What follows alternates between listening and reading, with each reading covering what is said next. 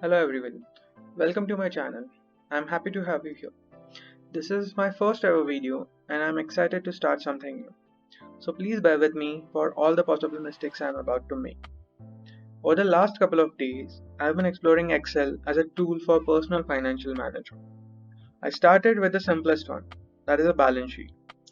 I'm an engineer by education, so I keep things simple for understanding and I hope you find it the same. So starting with the topic, a balance sheet is divided in three parts. Liability plus equity is equal to asset. This is the equation for the balance sheet. The asset part can be further divided into current asset and non-current asset. Liability can be further divided into current liability and non-current liability. If you add equity to this, you get assets, the total assets. So let us start building a balance sheet. I am selecting 4 columns for liability section and 4 columns for the asset section. Merging them together, let us put a title for this.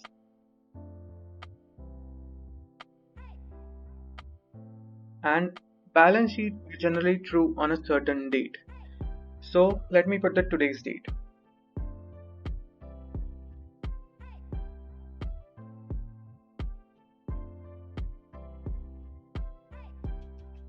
Using the first 4 columns for liabilities.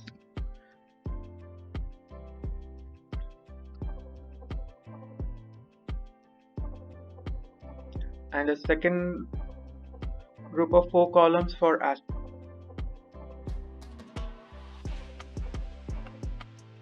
So let us start with the asset section first. So under assets, we have fixed assets or non-current assets, and we have current assets.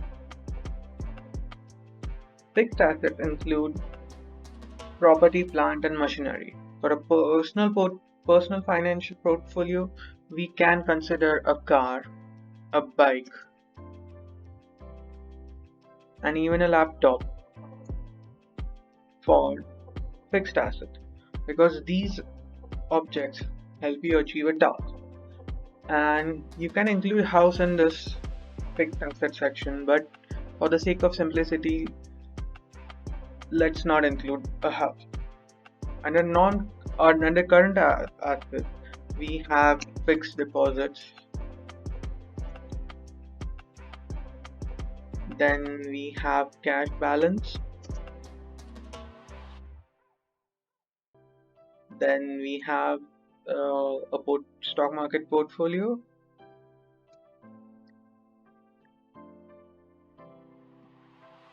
And we have account receivables.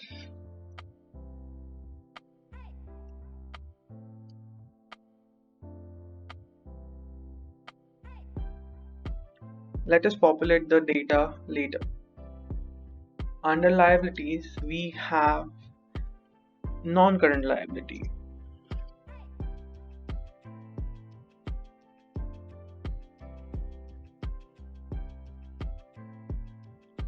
In non-current liabilities, we can have some long-term borrowings. Then we can have loans.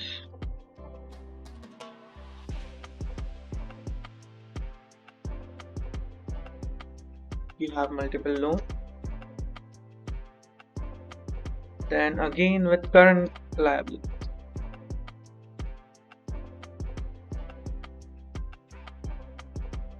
have income tax. Then we can have credit card payments.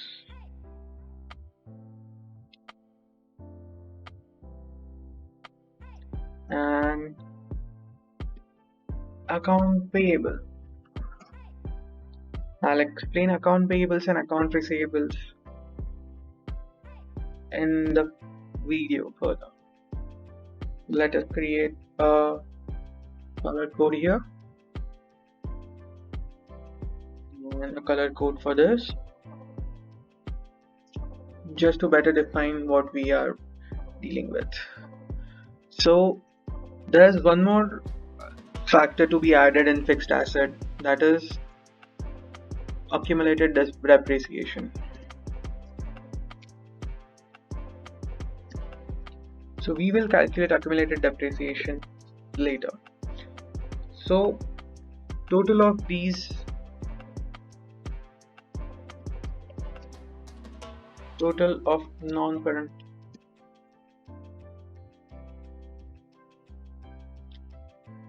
and total of fixed asset,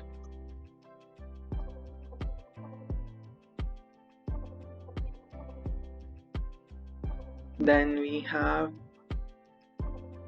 total of current liabilities,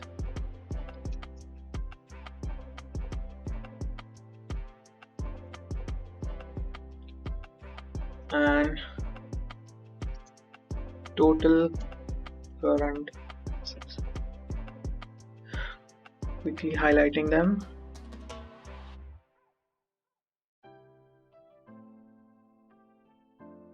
And then we have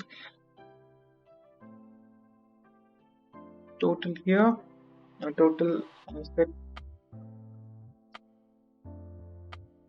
here,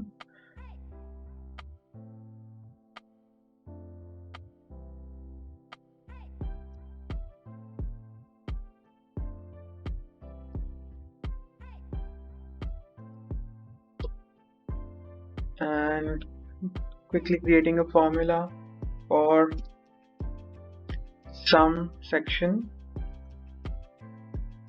for this.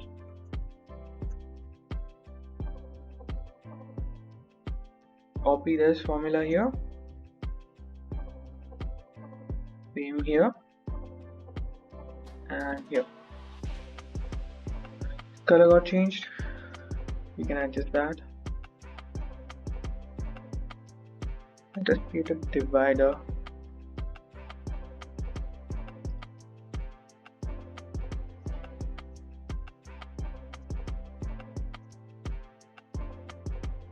Yeah, so once we start populating this,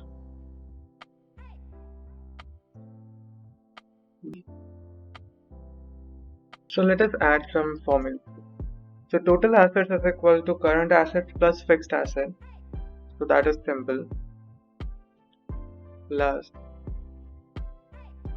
this cell. But the total liabilities are not equal to current liabilities and non-current liabilities. Total liabilities equal to the current liabilities plus the non-current liabilities plus total of equity. So that formula is sorted, but the total of equity formula is a bit complex. So for that, you have to reduce current liabilities and non-current liabilities from the total assets. So that is mentioned like this. So most of the balance sheet formulas are sorted. Couple of more formulas that we need is for the accumulated depreciation. So let us assume a depreciation of 60%, then 50% for the bike and 25% for the laptop. So it's easy. So we can select this cell multiplied by this cell and we just copy this downward. So let's populate the fixed asset. A car worth 5 lakhs, a bike worth 1 lakh, a laptop worth 60,000. So we have the depreciation for the individual asset. So a quick sum.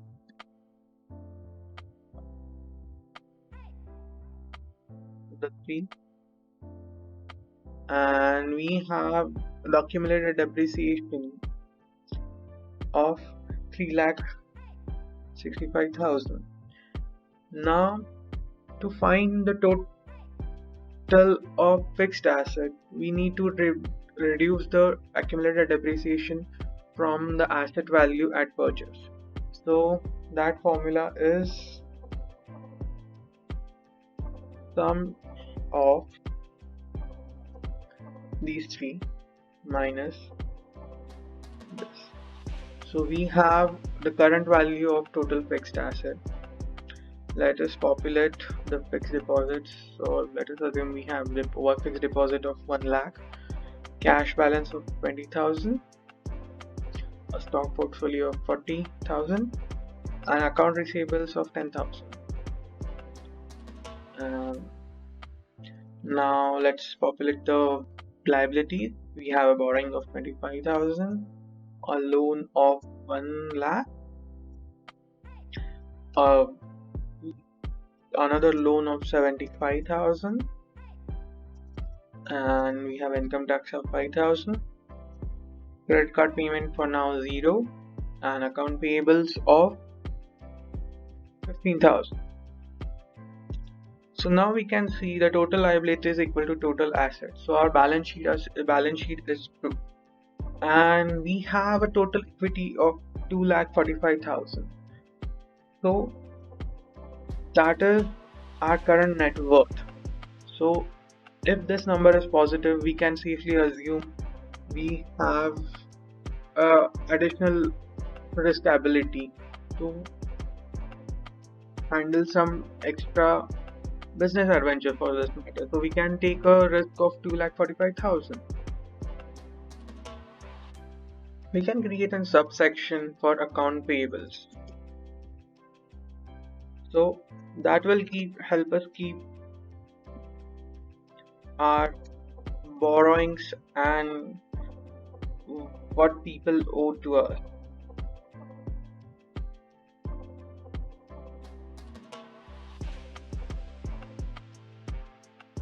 So let us put some name X, Y, Z, and a quick sum is equal to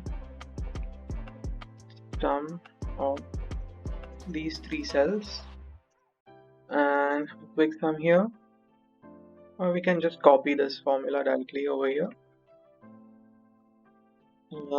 Here we have A, B, A,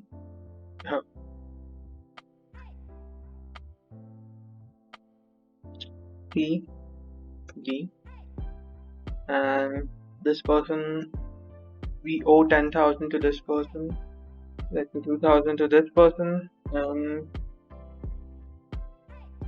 5,000 to this person. So we can just link this cell is equal to this cell, and account receivable, this cell is equal to this cell. So let's make this 25,000, nothing from B and D, and there we go. We have a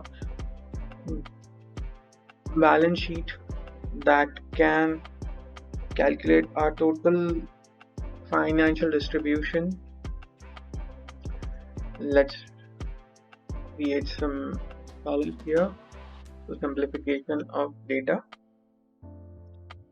and there we go. We have a completely functional balance sheet, a simple functional balance sheet for an individual with no complexity. I hope you like the video.